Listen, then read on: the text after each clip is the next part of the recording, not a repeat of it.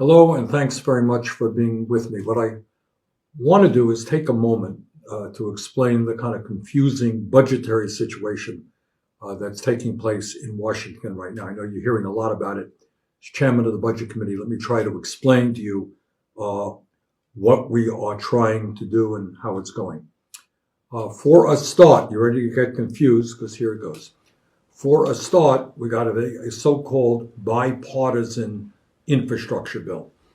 And that's Democrats and Republicans working together on what we would call traditional infrastructure. That's roads and bridges, it's broadband, it's water, and other types of programs like that. I think the programs themselves, what they are trying to fund, is good, and it amounts to some $570 billion.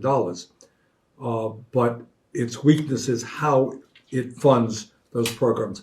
I have some questions about that. Anyhow, that is the bipartisan infrastructure bill, $570 billion for roads, bridges, etc. What I am working on as chairman of the Budget Committee is what is called reconciliation. And you say, what is reconciliation? Well, bottom line is reconciliation is an approach under Senate rules that we can use, Democrats can use, with 50 votes plus the vice president to pass significant legislation. And the reason we have to go that route is my Republican colleagues are not interested in addressing the issues facing working families. We will not get one Republican out of 50 to support what we're doing.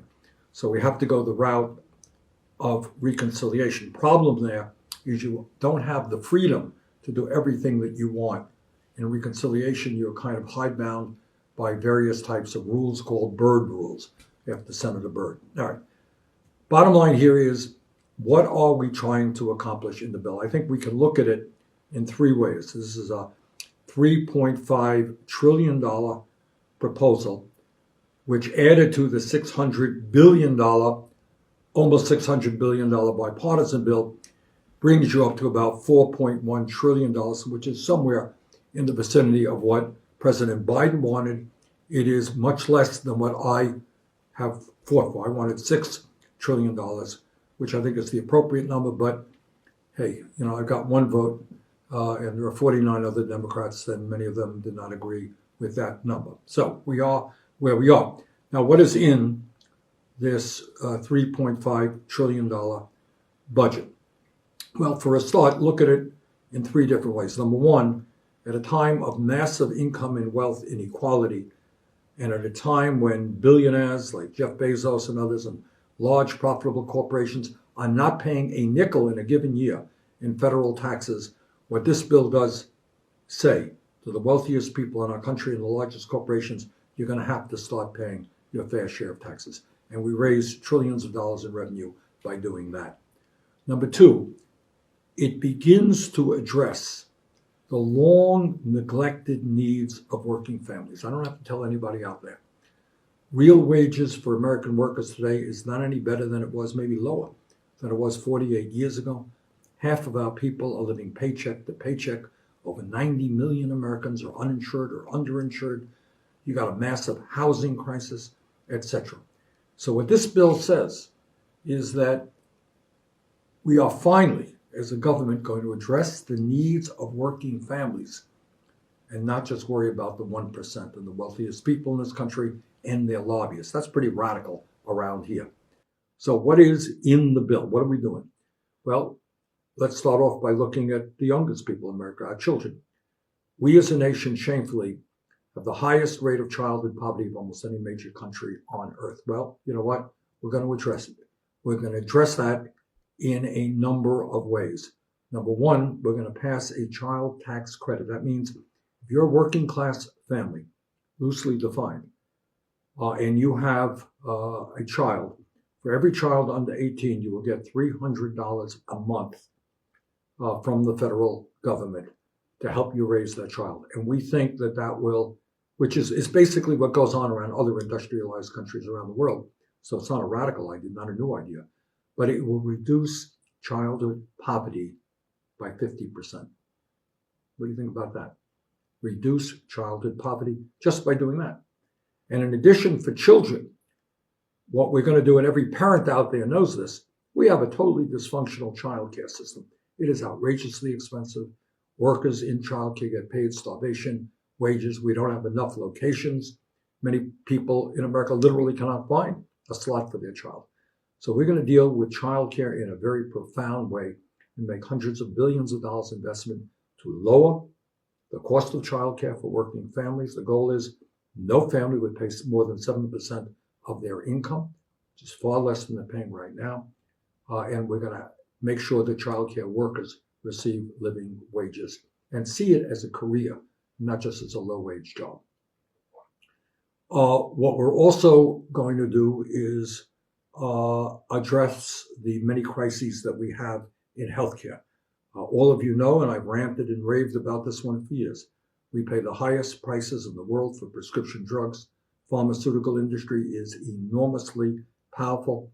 We are going to have, for the first time, Medicare negotiating prescription drug prices with the pharmaceutical industry, and we think we can raise as much as $500 billion in doing that and lower prescription drug costs throughout the country. What we're also going to do is expand Medicare to finally cover dental care, hearing aids, and eyeglasses. It is simply crazy that for many, many decades now, Medicare was passed in 1965, and somehow at that point they didn't think that dental care or hearing or vision was a healthcare issue. Well, obviously it is, and we're going to put that in there so that senior citizens in this country will be able to go to a dentist, to get the hearing aids they need, get the eyeglasses that they need. We are also going to make sure that we have enough doctors and nurses and dentists in this country. One of the crazy things in our dysfunctional healthcare system is not only do we pay the highest prices in the world for prescription drugs, but despite that, we don't have enough doctors in many parts of this country. We don't have enough mental health providers in this country, doctors who are working on women's health, primary care physicians, doctors in rural areas, doctors in underserved urban areas. So we have a program in here which will train more and more doctors and nurses and dentists and get them into underserved areas. We are also, in terms of Medicare, fighting to lower the eligibility age. Right now it is 65, hasn't changed. We want to lower that to 60 years of age so more and more people can enjoy the benefits of Medicare. The United States is the only major country on earth, if you can believe it, that does not guarantee paid family and medical leave. So that means that we have workers going to work and cannot take off of work because they have no sick time. We have women who are giving birth today who are going back to work a week from now because they don't have sufficient paid time off. We are the only major country on earth, and many of the developing countries also have paid family and medical leave. We are almost the only country in the world doesn't guarantee paid family and medical leave. That will change. And I think it will probably where we're at now, we're working on these things, start off with 8 weeks and then move to 12 weeks. But the goal will be is that when you're sick, you can stay home. If your kid is sick, you can stay home with your kid. If your mom or dad is seriously ill, you can nurse them and stay with them.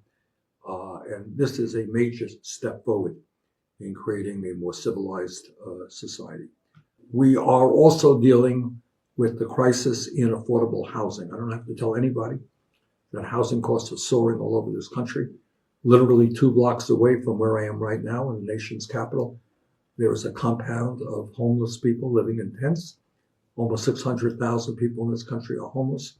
Some 18 million households are spending 50% of their limited incomes on housing, gentrification, driving up rents all over America.